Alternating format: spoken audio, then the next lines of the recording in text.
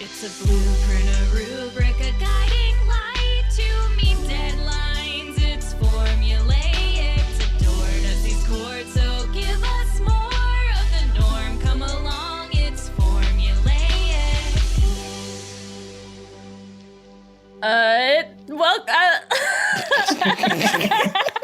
Nailed it. Is it, do I say my name or the name of the podcast first?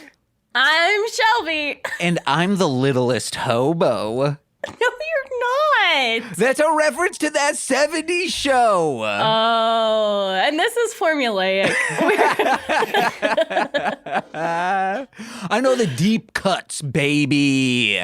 This You show really do. that I guess I'm a big fan of, and timely as one of our voice actors said, we didn't plan this. We did not. And maybe we should have paid more attention to the news. Yeah. I truly, just honest to God, thought this man, I thought no conviction would have happened. He would have been let off easy because that's the American way, I assumed. Yeah. Anyway, fuck that guy. I don't want to spend more time talking about it. I meant as in America's let us down before. I just assumed they would let us down again, not being like, no, man, he should have. No, he should. Because I saw some faces that are like, wait, what angle is James going at this? A right angle. Obtuse. Before we get to those faces, I gotta hear if you have a health update. I sure do, and it's a reason why Nicole and I could not attend. I have a hair in my mouth. Could not attend one of the voice actors' stand-ups last week. Nicole and I guess, got mold poisoning, some sort of inhalation. Nicole got it bad. She knows for sure. Mine could have just been the air quality, but our bathroom, the windowsill in the shower was wood, and our apartment, I don't know how long ago, just put this plastic strip on top of it to be hey, won't get moldy now, and then just painted it all to hell. But there was mold inside, and Nicole's like, I gotta clean it. But in cleaning it, just lifted all this mold up, so it got even worse. And then they did fix it. They stripped all of the wood out. They retiled. It's good. But for, I don't know, 3-4 days, we were both feeling it real hard because it was still in the air. We couldn't use the bathroom without putting on a mask. That's terrifying. That is the kind of thing that makes you feel like you're going to get absorbed into a mushroom hive mind or something. That'd be bitchin'. Mushroom hive minds don't have body dysmorphia. It's true. They all just part of the hive. Yeah. That sounds nice. Unless the entire hive has it. Well, we got a whole hive here for you to help us out with the table read today, starting with... Oh, and real quick, I want to give you a hive 5 for that segue. Okay, thank you. Well, up first, we've got... Hi, I'm Sam. I will be reading for the part of Donna. And if you like this voice, if you like my skills, I don't really use these skills, but I have a podcast about rom-coms with Shelby here. Follow us on all the socials at The Rom Complex. Hi, I'm Pearl. I'll be reading for Jackie and Woman 1. You can find me on Instagram as Just Pearl Stuff, also on Twitch and Instagram as Torchyberry. Hi, I'm Corwyn, and you can find me on all of the socials as Corwynning, and I'll be reading for Eric and Woman 2. I'm Alex. I'll be reading for Kelso and Lori, and you can find me on Twitch at AWALL 512. That's AWALL, not AWOL. Hey everyone, I'm Nick. I'll be reading the role of Accentless Fez. Super excited. You can find me online. I'm a rapper, writer, a producer, so many things. But you can find me at just Nick, period, just about everywhere. And I do want to say I'm actually low-key excited to have Sam here as well, because I'm actually a big fan of you guys' podcast. So that's awesome. Thank you. Hey, Nick, you should hop on patreon.com/the Rom Complex. Heck yeah. Thanks, James. Do I need to do my intro again? Because I forgot to mention that I'm also playing the attendant. Oh, you are playing the attendant. I forgot. right? I was like, oh, I'm just Donna, And then everyone started listing their multiple roles, and I was like, oh, shit. I have another one. Do you want me to just take it again, James? No. Okay. Well, this is in. Great. It's all there. I love it. James and I will be playing the rest of the roles, of course. You'll hear us. I'm Red and Banana Woman. I'm narrator and Kitty. We're your parents today, everybody. So everyone, get dressed, make your beds, and let's get started on this table read. Exterior, outside the movie theater, day. The gang, Eric, Donna, Kelso, Fez, and Jackie, emerge onto the sidewalk in front of the movie theater. Over their heads, the marquee reads, Special Showing, Eraserhead. The looks on the teens' faces range from Fez's discomfort to Donna's confusion to Jackie's anger. Eric is upset as well, and Kelso's face is twisted up in a thoughtful look. The camera moves from one teen to the other as they react to their movie-going experience. What did we just watch? And why? I don't know, but I don't like how it made me feel. It was icky. I liked when they ate the little chicken. Fez imitates the Eraserhead chicken. What about you, Kelso? Seems like the movie really bothered you. What? No, I have some popcorn stuck in my teeth. You know, filmmakers shouldn't be allowed to take advantage of their audiences like that. I come here for an enjoyable experience like Jaws, and Jaws this was not. Cool down, Chief Brody. Let's get out of here. Yes. Let us go back to Eric's house. I remember how much the baby looked like the little chicken, and I made myself sad. Fez moves his arm in a slow, sad rendition of the chicken imitation he did before. Donna shakes her head and grabs the arm of a still angry Eric, leading him away. Interior foreman basement day. A slight haze is in the air. A mist, a smoke, if you will. The teens sit in a circle in the basement, and the camera focuses on one teen's face at a time as each teen speaks. You know the deal. You've seen the show. Am I going to act like a passive wimp forever? Just a weak, spindly man with no backbone or sense of righteousness? Money ripped from my hands left and right from every movie theater? When the camera pans to Donna, she's staring at her hands. Do you ever think about how your finger bones are like the backbones of your hand? I think I should go back there and get a refund. It's the right thing to do. The camera pans to Kelso. He's still making a face and trying to get popcorn out of his teeth. I'll go with you. I want my money back. Aren't you rich? Yeah, this is how you stay rich. Duh. Interior foreman basement day. Eric stands up. Let's go, before I lose my nerve. Don't be a coward, Eric. Just let's go. Eric and Jackie leave to get their money back from the theater. Interior foreman house day. Donna and Fez come upstairs. Kitty is in the kitchen, weeping into a handkerchief. Red is sitting at the table and reading a newspaper. What's wrong, Mrs. Foreman? Are you okay?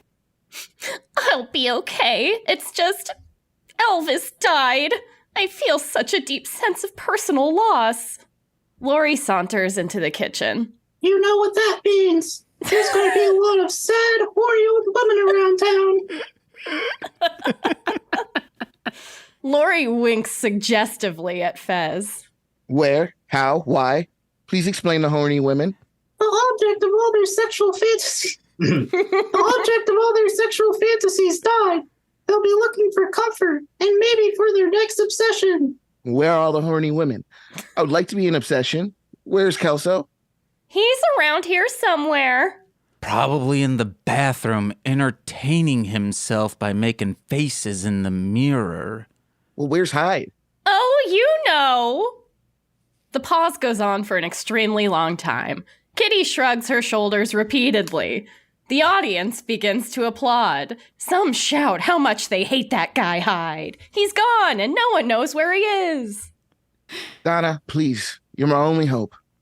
I ask this with the greatest respect. Will you be my wingman? Woman. Person. Donna, please. You know what? Yeah, this should actually be pretty entertaining. Yes, come now. The sad women await. Fez runs out the door. Fez runs out the door. Donna chuckles and follows. Red, I'm going to go mourn in private. Okay, Kitty. Kitty leaves. If she cries half that much when I die, I'll be shocked right back out of the coffin. Kelso enters the room. Hey guys, I finally got that popcorn out of my teeth. I kept getting distracted by how funny my face looked in the mirror. Red stares at Kelso over his paper before going back to reading. Hey, where'd everyone go? Kelso's eye catches the back of Red's newspaper, which shows an ad for the new Apple II computer. Let me see that. He rips the newspaper out of Red's hands. Hey, dumbass, the funnies are over here. No, look at this. This Apple II has the computing power to create video games. We can finally build a better Pong. I see you noticed the computing power, but did you notice the price tag? But if we get the money, we can totally do it. Where are you going to get the money? I know you don't have a job. You just stopped having to wear a helmet to walk. That was only when I was unsupervised. Look, we tried this already. We made the smaller paddles. We built the better Pong. It still got boring. So unless you have a better idea than that, I'm going to leave. Don't be here when I get back. We zoom slowly into Kelso's face. He's thinking really, really hard. The light above him glows brighter for a moment, then dims. Wait, Red stops at the doorway. 2 balls. 2 balls? Last time we made Pong better for us, but this time we can make it better for everyone and charge them. Then Jackie will respect my wealth as well as my brains. I'll tell you what. You get the money for the computer. I'll help you build a better Pong. Awesome. Yeah, get the money. Then we'll see if you have anything to get excited about. Red leaves the room. Kelso excitedly leaves the house in search of a source of money. Exterior, movie theater box office, day. Eric and Jackie stand outside the movie theater. Eric is thoughtful, assessing their method of approach. We're going to have to approach this very carefully.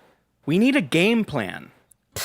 We'll just go up there, tell them the movie sucked, and we want our money back. Easy. No, they won't give it up that easily. We need to get inside their heads, figure out what their policies are. Their policies are that they're going to give us our money back. Just let me do the talking, okay? Eric and Jackie approach the box office attendant, a young woman reading an extremely large book. Excuse me. We were here earlier. You might remember us. The attendant continues to read and does not look up. Nope. Okay, well, we need to talk to you about our tickets. The attendant still does not look up, and she's gonna read her book the whole time. What do you want?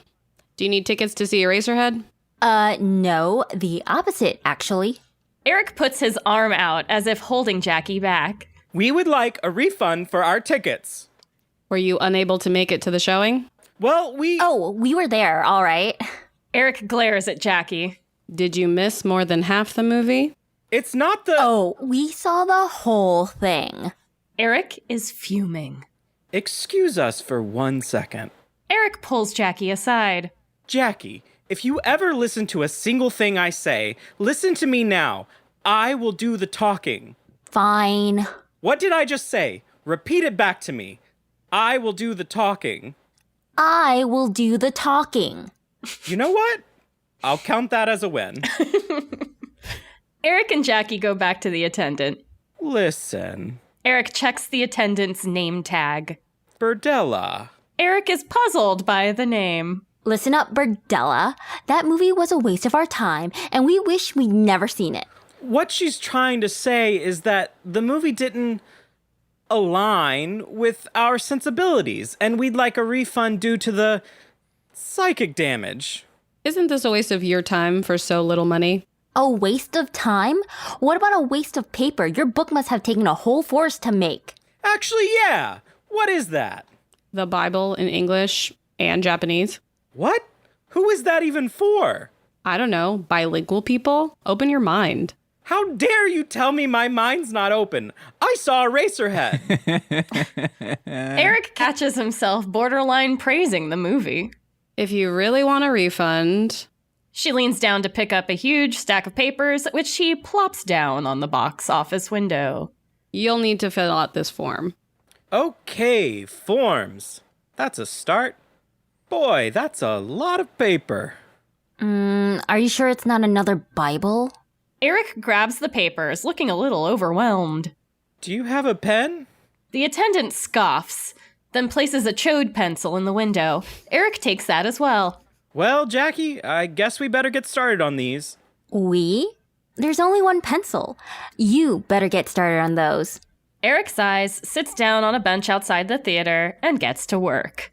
Interior, the hub, afternoon. Donna and Fez enter the hub. You know the place. Fez puts his hands on his hips and strikes a pose. Don't cry, ladies. Daddy is home. Sorry, hold on. Ooh, okay. Maybe I can be your wing woman. I could help ease them into your presence.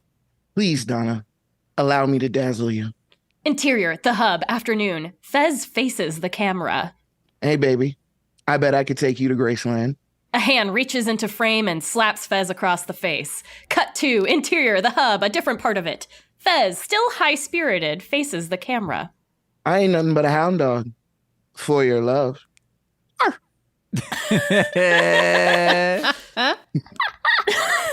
Another hand reaches into frame and slaps Fez across the face.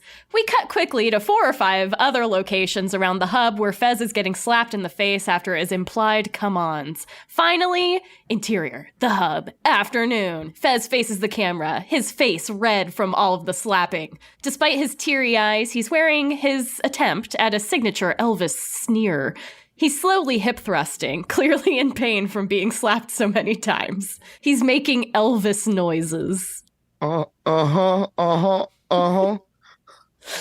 A hand reaches out, but before it can slap him, Fez ducks away and runs for the door. I give up.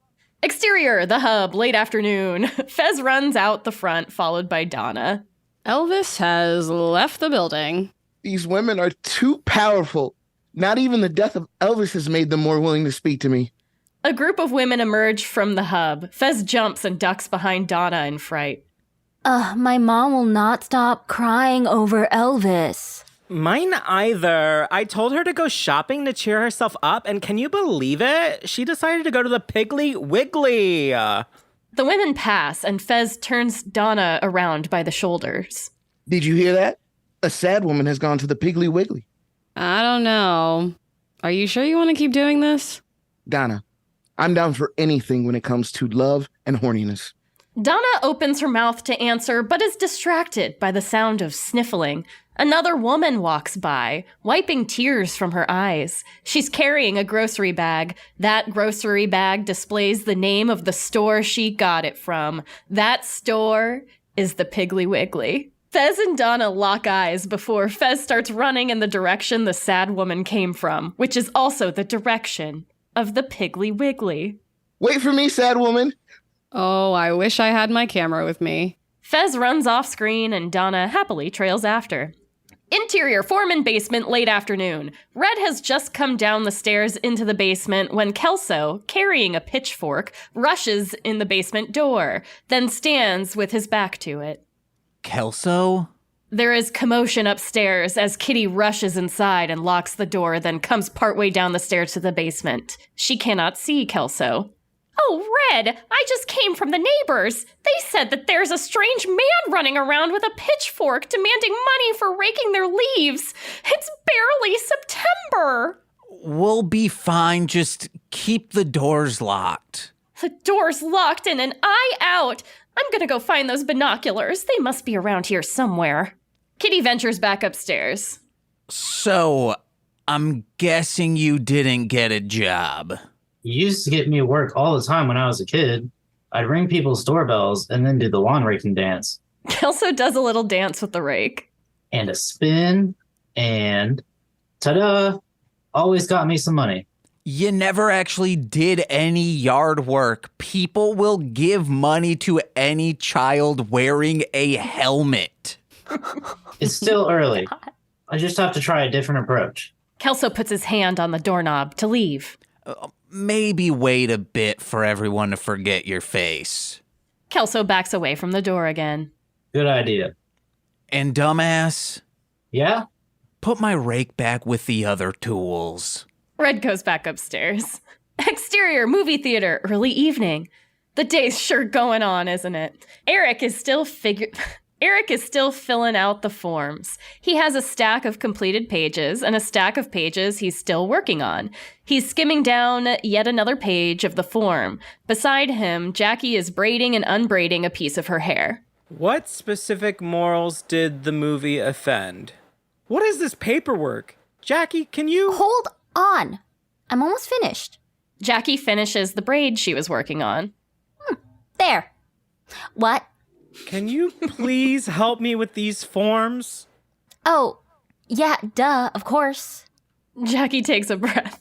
Eric, you can write. You can do it. Yeah, all right. No.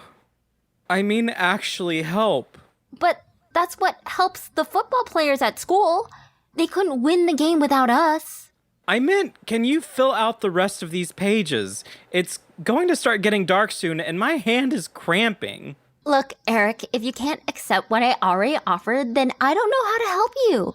Beggars can't be choosers, you know? Ugh. Eric goes back to filling out the form. Jackie starts undoing the braid she finished earlier. Interior, foreman basement, evening. The room is filled with smoke. Close up on Kelso. Man, if people are giving me money when I was a kid just for my rake dance, then I must be a pretty good dancer. Sorry, I'm so funny. Laughing at my own writing. The camera pans over as if someone else is in the circle, but it actually reveals an angry Red standing off to the side. What you need to do is get a job. Kelso runs out of the basement. Interior, Piggly Wiggly, evening. Donna and Fez enter the Piggly Wiggly. The place is riddled with crying older women. Last chance to decide against making a fool of yourself. Donna, I will never take that chance. I see my weeping goddess right now. An older woman is crying and holding a banana over by the fruit section, which I assume they have at Piggly Wiggly. Fez approaches her. Exterior, movie theater box office, evening. Eric and Jackie approach the box office window. Eric plops down the huge stack of paper in front of the attendant. The attendant takes the papers, does not even look at them, and sets them down behind the window somewhere. She then places some money on the counter. Oh, and you know she is never looking up from her Bible. Here you go. 1 movie ticket refund issued in the name on the form, Jackie Burkhart.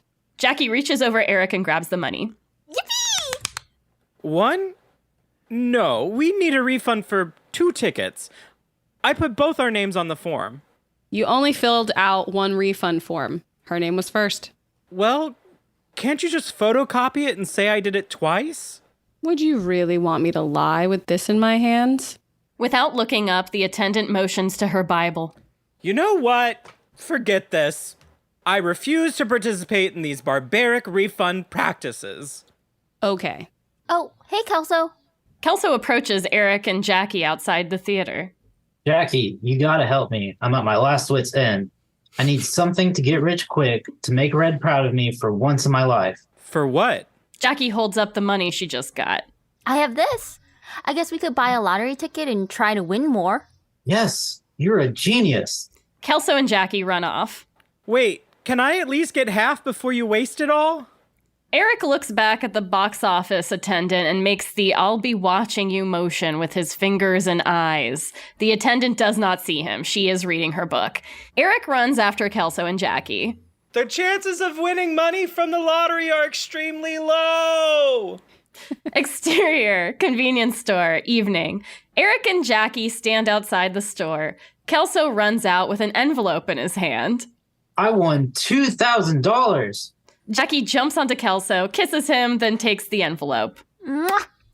I believe I won $2,000. But Jackie. Best I can do is 1,000 for me and 1,000 for you.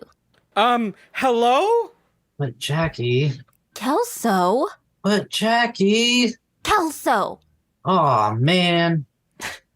Interior Piggly Wiggly evening. Fez is talking to the crying woman with the banana. Excuse me, miss, but this hunk of burning love wants to love you tender. The woman wipes tears from her eyes and motions to her banana. Oh, I was just thinking about Elvis. You do kind of look like him, don't you? The woman starts feeling all up and down Fez's arms. Fez freezes up. Then, uncomfortable but still trying to play the part, awkwardly pelvic thrusts while making Elvis noises. Are you okay? She looks at Fez, then at her banana, then back at Fez. She puts the banana down and grabs Fez's arm. Fez's eyes widen and he looks around for an escape, but he can't stop his Elvis impression. Maybe we should get you out of here. I'm sure I can make you feel all better. Donna intercepts and takes Fez back from the woman. Fez, there you are. You can't just wander off like that, remember? She shakes her head at Banana Woman as if this is a regular occurrence. Banana Woman is disappointed but understands girl code. Donna and Fez walk toward the exit. Are we going home now? Yes, we are going home. Exterior Foreman driveway evening. Kelso, Jackie, and Eric are standing outside. Kelso is nervous. Didn't get enough money, and I don't know how I'm going to break it to Red. He was so excited to be making this game with me. Donna and Fez join the group in the driveway. What happened to you? We had quite a day, didn't we, buddy? I think I had my cherry popped. No, Fez, that's not what that was.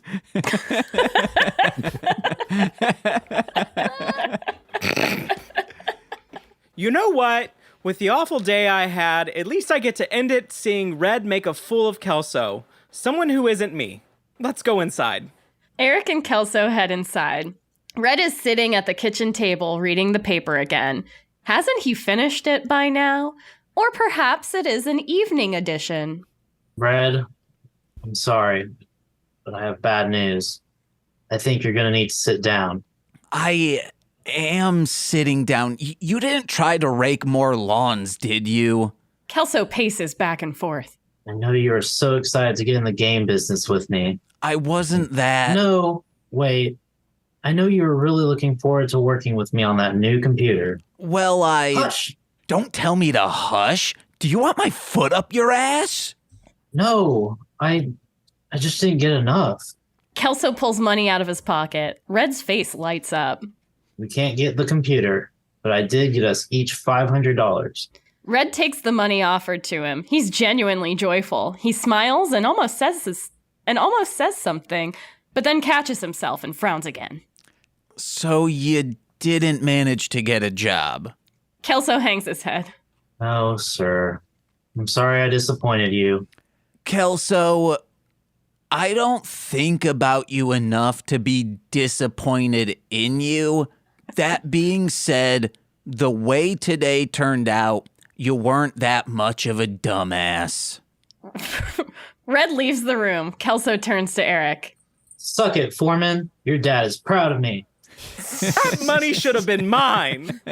Eric lunges at Kelso, who runs out the door. Eric stands at the open door, watching him go. You owe me. Interior Foreman bedroom night. Red and Kitty lie in bed in their pajamas. Kitty has a pair of binoculars on her nightstand. Red is reading another dang newspaper. It's been such a day. First Elvis died, then that maniac with the pitchfork. Then apparently there was some pervert at the Piggly Wiggly trying to pick up teen boys. Elvis died? Kitty nods. They have a moment of silence. I'll tell you what, Kitty. Why don't I take you out on a nice date tomorrow? On me. Oh, really, Red? Yeah, I hear there's a nice new movie playing at the theater. Think it's called Eraserhead. Ooh, Eraserhead. It sounds academic. Kitty and Red nestle into bed as the credits roll. The end. That was it. Oh my my gosh. Thank you, everyone, so much for participating. That was so much fun. I always love doing these table reads. It makes all the work worth it, you know? It was so fun. Yay! I guess I'll talk for a little bit while James grabs notes. Oh, the Patreons when we do plugs. Oh, got it. Anyway, that was hilarious. Everyone was fantastic. Thank you so much. Really captured the spirit of that 70s show. I should have done Hank Hill for Red. I thought Lori's voice in particular Yeah. was really good. You need to cast me as more woman. I was with it. Yeah, it was great. Also, no accent Fez, amazing.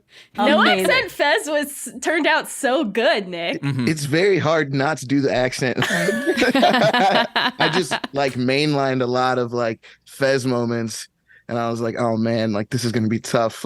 Like, I try to just like realize that like he really loves everybody, and I just had to like try to commit as possible to anything I said and mug as hard as possible. That's all I could get. Yeah. Like if I could do the face, then like maybe I could get the lines there. It's just a child wonderment. And Exactly. that's him. He's a goofy guy. Well, thank you everyone again. And listeners, I hope you all enjoyed this latest table read episode of Formulaic. If you want to hear more from me, check me out at twitch.tv/R2Shelby2. Also patreon.com/theromcomplex. Woo! Hey guys, listen to my music wherever music is found under Marsh, Land, Monster. Just put out an EP with my buddy MC Deep. It's real good stuff. 3 tracks, but 6 tracks actually. I should have said 3 songs, 6 tracks because the instrumentals are on there too. So if you hate my voice, you might like the beats underneath. Then listen to my other actually, October 13th, have another 12-track single coming out, Anal Dentata, out everywhere music is found. I'm very excited for that one. Then listen to my other podcasts, such as Mostly Speakin' Sentai, Hit It and Crit It. I was going to say the Rom Complex. That's not me, but I edit that. So, hey, go listen to that. Sweet Child of Time, The Height of Horror. And hey, go back. Listen to This Movie's Gay with Corwyn. Woo! Find some queer cinema to feast your eyeballs upon, and then hear Corwyn try to analyze it properly, and then me just derail it. Hell yeah. And he's constantly trying to re-rail it.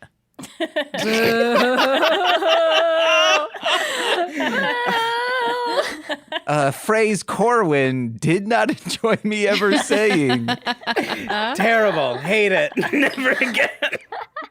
No, sorry, it's in the lexicon. And hey, I kind of like it. me too. That's why, like, Shelby and I were 2 peas in a pod. 2 peas in a podcast. Oh, a new podcast idea, Shelby. Then head over to let's do it. Yeah, let's do it. Then head over to patreon.com/MLM pod, where for $5 a month you get exclusive content every single Friday. We just put out the first episode of The Citizens of Townsville Z, where we're going through Powerpuff Girls Z, the entire series. Our good friend Monse was just on the first episode. It was a great time, and all the other MLM pod hopefuls will be there as well. Do we call them hopefuls? No, like they're there. All the regulars, I mean. And They're hopeful. yeah, they're hopeful that I will someday ask them to stop being on podcasts. But guess what? That's you being an insane person, because I'm never never going to stop. stop.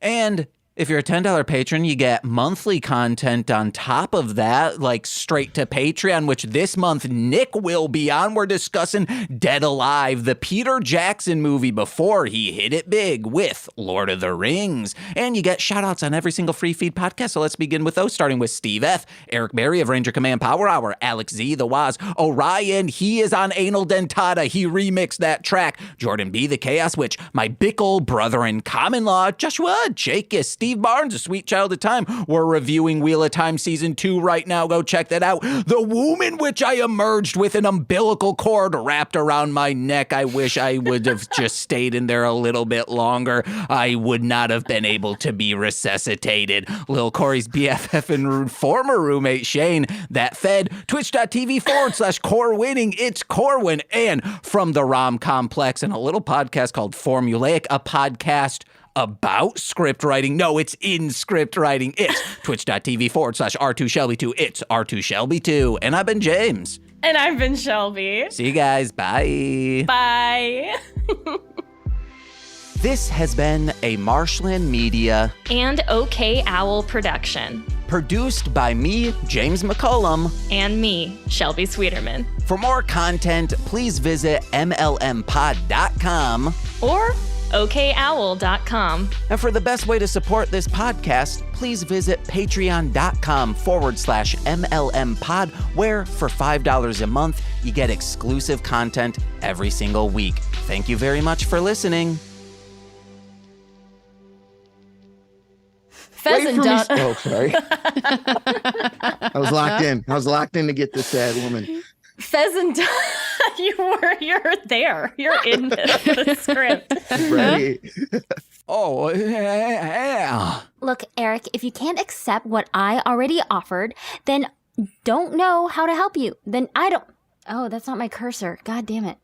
I thought the eye was my cursor, and it was like, wait a minute. Oh, God. I'm not the character, I swear. Oh, yeah.